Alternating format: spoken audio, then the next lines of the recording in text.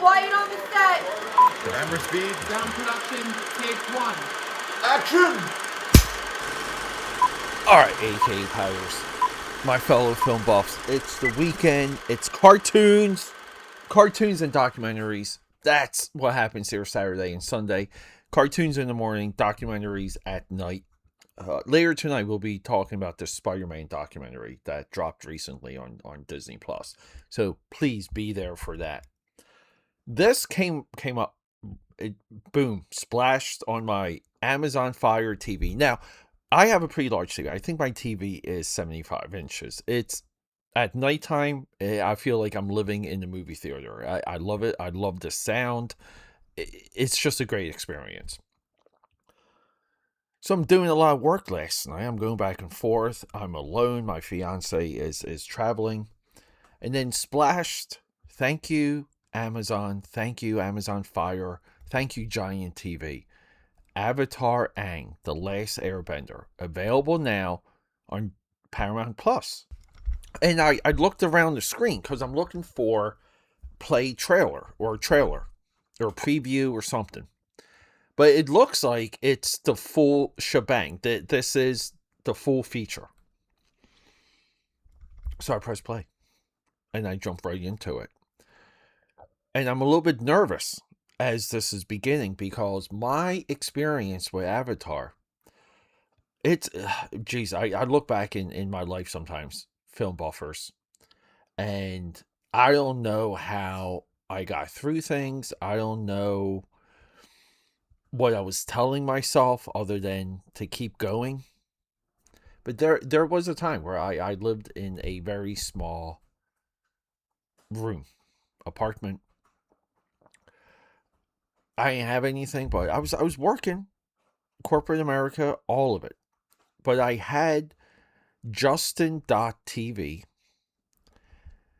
which was, I believe, a precursor for Twitch. And I had a little tiny DVD player, like a travel one, where you could, like a flip top screen, you put the DVD in, and maybe it was like 12 inches, I'll say, from corner to corner.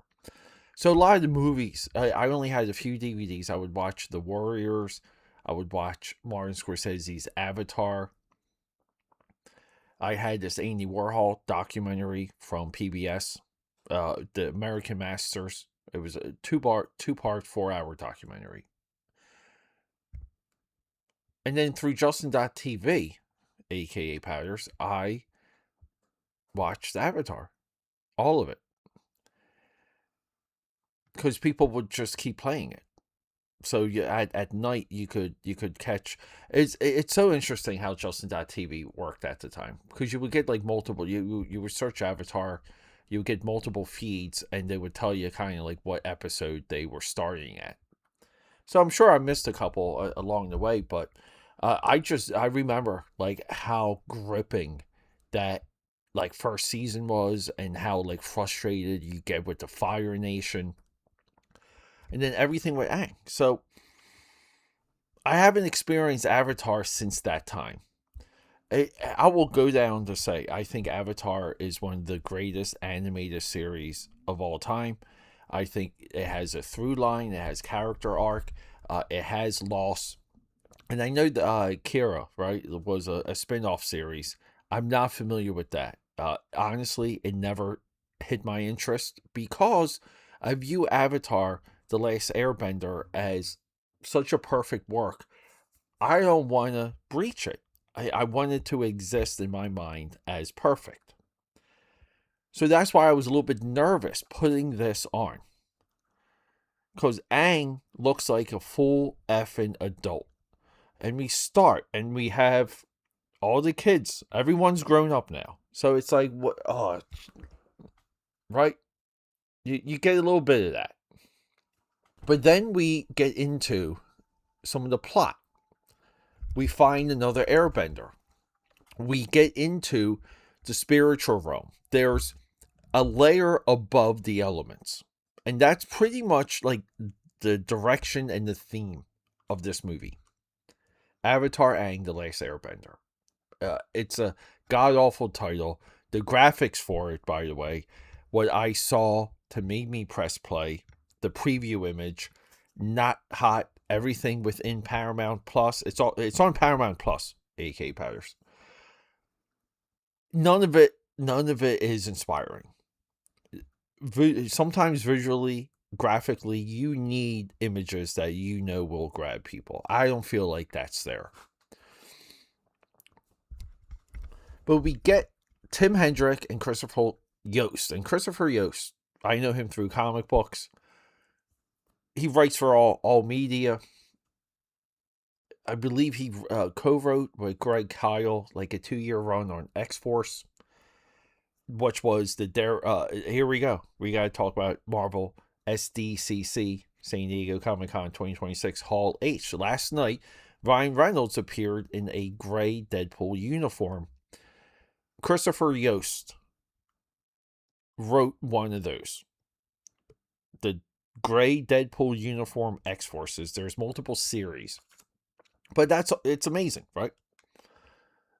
Kind of like nice full circle thing. The night that his movie premieres on Paramount Plus is the night that Ryan Reynolds appears in front of a crowd, surprising everyone in a uniform of a series that he also wrote. Like, the symmetry there is absolute perfection. So I know his work, and Christopher and Tim, we get a redefinition of the series, of the power sets, of the power scaling, of the relationships, and Aang as a adult, I will say, and we've spent some time with him now, right? This is a full-length movie. I like the adult Aang. Lang. I think this character as an adult effing works. And then we get Batista voicing the villain, the spiritual villain. And we get into moments at the end where we see the future of the franchise. Batista's character, Tanji, an ancient airbender who was frozen in ice, much like Avatar Aang. That's how we discover him in this. And I just read you the Wikipedia. So we get some good positioning via the writers. And then Lauren Montgomery steps in. This is our director. She has a lineage of DC animation. Storyboard artist, director. You watch this and you say to yourself, how could Warner Brothers DC let this girl go? Because what she gives us at the end of this, I hate to harp on just like one aspect, but the action. And the way we see the power of these characters and the way they move.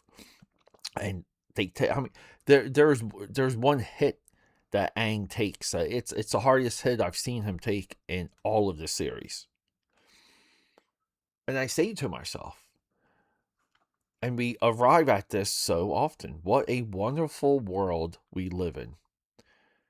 On a random Saturday night, I force myself in. I'm working. I'm not leaving.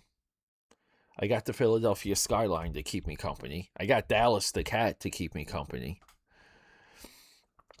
And I'm able to experience this randomly, unexpectedly. And I fall in love with the series all over again. So now I have a follow-up series to catch up on. I also have, right, we got the spinoff to catch up on. I remember like flipping through one of the books, like the Art of books for the spinoff at one time. Way back in the Jersey days where I would hang out at Barnes & Noble. We have 2 live-action Netflix series. And I will say this. The M. Night movie, I don't know. I enjoy it. I enjoy the M. Night movie.